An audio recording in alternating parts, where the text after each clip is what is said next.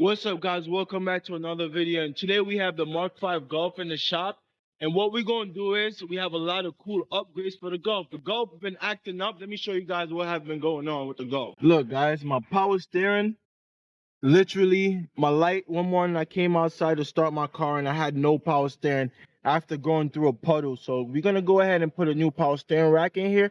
And while we upgrading the power steering rack to a used one, we're gonna also put some sway bars and some other cool upgrades on the car. So let's get started. So you guys probably not gonna have as much stuff in the way as I do. Like I have my intake in the way. So if you have an intake, go ahead and unplug the MAF sensor. Get that right out your way.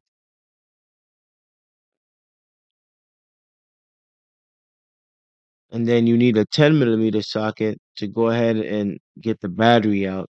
The negative terminal and the positive terminal. They are both 10 mm.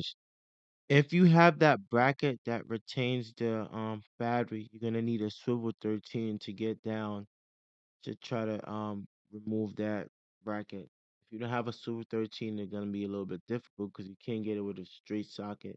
And then after you do that, then you could go ahead and remove your battery after you remove the 13 mm bracket.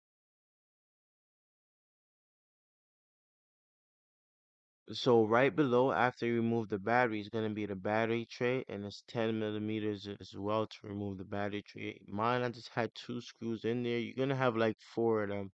And then after you get the battery tray out, you're gonna have to try to wiggle it out. If you have a tight little room, you're gonna have to go ahead and probably make space, remove the intake, something, try to make room. I was able to wiggle mine right out. I had enough room, so I just kept wiggling until I found enough room, and you could see it was turned upwards towards me. And I just cleared my wires and I pulled it right up. So that wire you guys are looking at right now, that's your power steering wire. That's your power, ground, and your communication wire, and it's run right underneath the battery tray, right in that harness. So you're gonna have to go ahead and kind of remove that as well. So what I did, I also removed my intake filter just to make a little bit more room. If you have one of those, just take it off. You're gonna have so much more room to work in that small little tight area. If you know what I mean. It's so much better to work with a lot of space around. You know what I mean? Guys, so that's the connector right there. That's your communication wire, the connector. And then you're gonna have to go in the fuse box. I know you guys are aware of that ADM fuse. It's the second one over, and it's a 10 mm. It's all 10 mm in that area, by the way, guys. So except for the ground, I think it's a 13. So that's the socket that you need, a 13 mm. Now you can go ahead and pop the ground bolt right out. And the ground is gonna be kind of bulky, and it's right next to the starter ground as well. So that's how you know you can't, you know, miss that one or loosen the incorrect bolt. The starter wire and the power steering ground wire, they are both on the same circuit. They're both bolted down with the same nut. So you can't really take the wrong stuff off. Now, since you already have your fuse box cover off, you want to loosen that 80 amp fuse. Remember, I told you it's the second one over. That 80 amp fuse, it's the second one over. Go ahead and loosen the 10 mm nut on that wire. And then all your power steering wires should be free, guys. As you see, all your wires should be free. Your communication wire should be free. Your power wire should be free. So now we worked our way underneath the steering wheel, and now you have to take off that little cover that's blocking the steering shaft. And it's just two little screws. I was able to get them out by hand. They were not super tight, by the way. If I could unscrew them by hand, you guys could do it as well. And then right behind that, when you guys unscrew the panel, is gonna be a 13 mm nut. You guys need to remove that 13 mm nut to get the steering shaft up. My steering shaft was a little bit corroded, as you guys could see. So it took me a little bit of tries, and but you need to loosen that nut. So now you guys saw me when to go grab an extension and a swivel 13. So that's the best thing that worked right underneath, because you don't have much room to work underneath the steering wheel. And you have to lock the steering wheel, by the way. I grabbed the alignment tool and I use it to lock the steering wheel. But you can use a seat belt if you're at home. Just grab the seat belt, move your seat all the way up, and just lock the steering wheel, and then remove the 13 millimeter nut. And once you remove that 13 millimeter nut and it's out the way, you need to go ahead and pry that steering shaft up. That steering shaft won't come out easily, guys.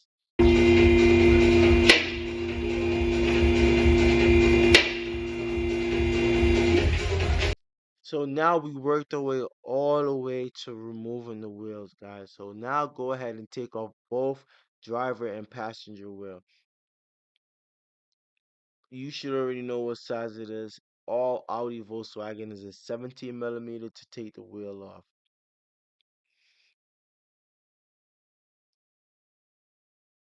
So what you want to go ahead and do is remove and loosen that 24 millimeter nut that's holding the tie rod. That's the tie rod lock nut. So go ahead and loosen that up. In my case, I was replacing the steering rack because my power steering rack went out after I drove through a puddle. So I'm gonna kill two birds with one stone. I'm gonna replace the power steering rack and upgrade the sway bar at the same time, guys. So that's why you see me loosening the tie rod nut.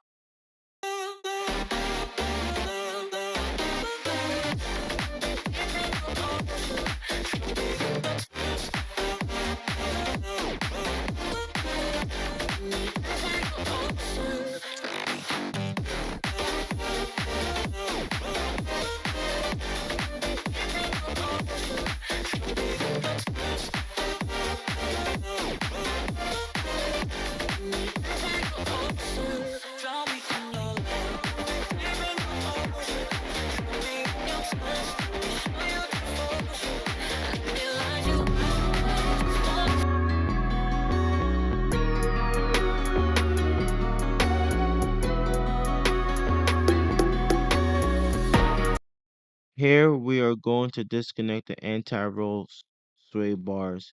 So the end link, guys, how I like to get these, if I have a induction heater, I will use an induction heater. If I have a torch, I will be careful not to burn the boot. And you kind of want to heat that nut up red hot. Once it's red hot, you want to go ahead and zap it off. If it doesn't come off with the gun, you could go ahead and use a hand tool and kind of go ahead and finish it up and finish removing that nut. But do not, I repeat, guys, do not try to just remove that nut without lubrication or with heat, guys. There you have it. Try to use some kind of heat or induction heater or some kind of lubricant to get that nut free.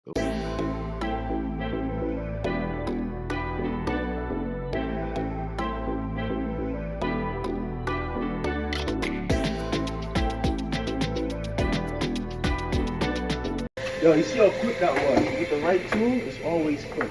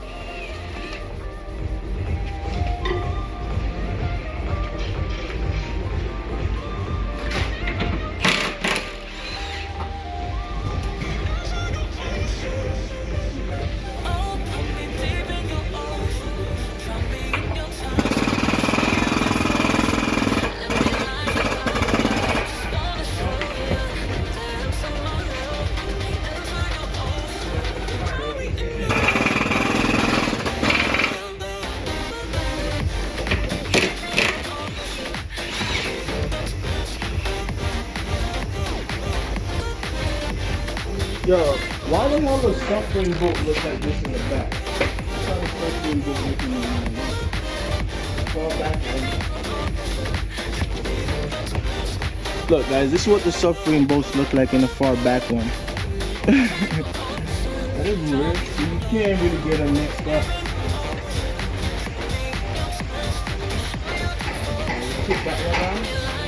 take this one out right here. There's a lot of water in those boats. Yup. Guys, so now you are going to remove your front subframe bolt, and that's also an 18. That's an 18 millimeter. It's different from the rear ones. 18 millimeter. Go ahead and remove the front subframe bolts. And once you remove the two front subframe bolts, you should be able to just lower your subframe. It shouldn't be any more bolts inside the subframe holding it in. If you if you have something holding you up, you missed a step when you was following the video. So re reverse the video and go see what you missed. Now every last bolt on the front subframe of the vehicle should be loose. It shouldn't be anything holding you up. So now you should be able to just go back to your jack and just lower the front subframe, guys.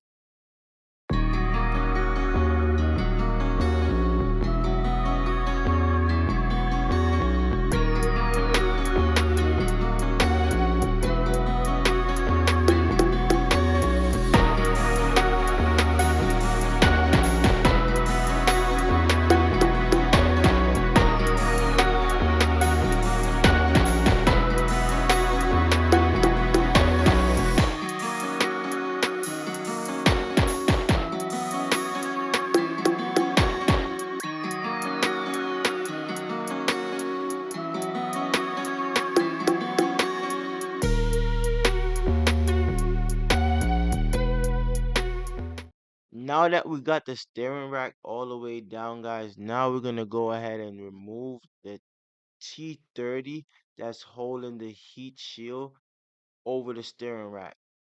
That shield just in place so right where the turbo is at, the steering rack doesn't get like excessive heat damage. You know what I mean? Because the turbo gets super hot in that area. That's why the axle also have a shield over it. So the boot on the axle don't prematurely start to, get brittle over time. So you guys gonna see me picking up the subframe right now so I could turn it around so I can give you guys a better view of what's going on.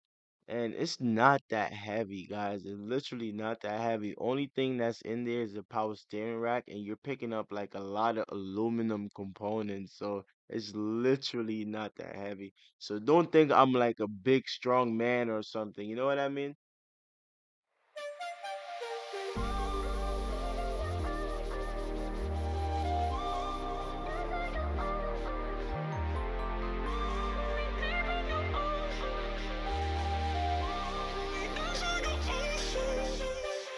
Oh, put me deep in your ocean.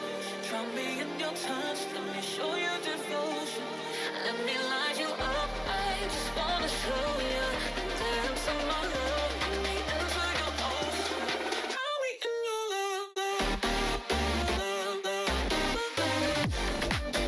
The wrong way. To go this way, I had to look at it real quick. Like, what the hell? So you guys could see, I'm screwing the bolts in for the steering rack right now. I literally just slid the subframe over and I was able to screw them in by hands. The little 13 millimeter nuts, I screwed them in by hands.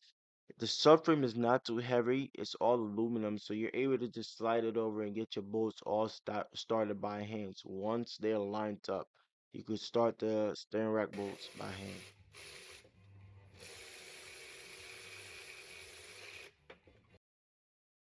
Guys, now it's time for our upgraded 25 millimeter anti-roll bars from ECS Tuning.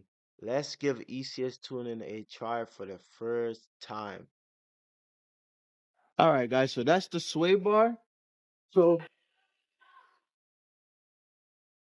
what you guys want to go ahead and do is kind of line everything up for the sway bar. So what I did before I took mine out, I went ahead and marked it so I know where everything sits and everything goes.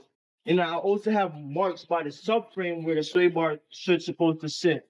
So the next step is let's get all the components out the box and our bushings, which is right here, guys. So our bushing is right here.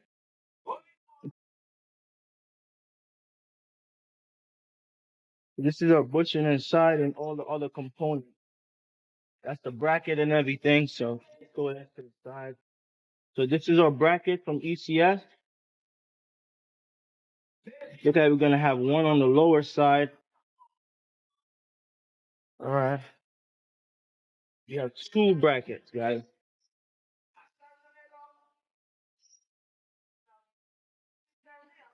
So what I like to do before I get the sway bar bushings on, I like to put a little grease right in between, and then I like to just force them right on. Once you get grease on the bushing, they slip right on the bar, no problem. You know what I mean, guys? So make sure you go ahead and add grease inside of the bushing so it just goes and slide right onto the bar. And then same for the other side. Once you slide one side on, you just move on to the other side, and it just slides right on. Once grease is on it, it clips right on, guys. So now if you look, guys, the bracket that came with the sway bars, the bracket sits right underneath. The flat bracket sit underneath the sway bar. So now you guys could see me installing the other side. And the flat bracket, like I said, the flat one, not the one with the cap, the flat one sit right underneath the rubber bushing, right underneath the sway bar. And then now you get your cap. And the cap should just slide right on. And it has a grease fitting on top. When you go ahead and tighten it down, then you add grease after the cap is tight.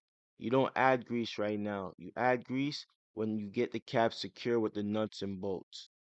So the new hardware that ECS sent me with the sway bar kit, those are the bolts I'm gonna be utilizing in the subframe. I'm not gonna reuse the old ones that I took out that my car came with. So I'm gonna use the one ECS sent me. Those are brand new. And all you have to do, I have enough room so where I could just push my hand up with the sub with underneath the subframe, the bottom, and just catch the bolts, which is super easy for me. That's why I was telling you guys the table that I used was super useful. Like I said, I was able to bolt the steering rack down without flipping the subframe back up, and I was able to bolt the caps back down for the sway bar.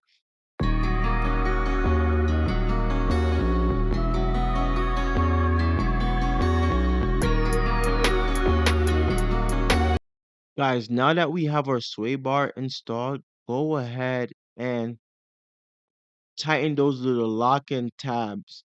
You need those lock-in tabs to be secured so that the sway bar doesn't shift or move or slide when you're cornering. That's what the lock-in ring does. Stop the bushing from moving.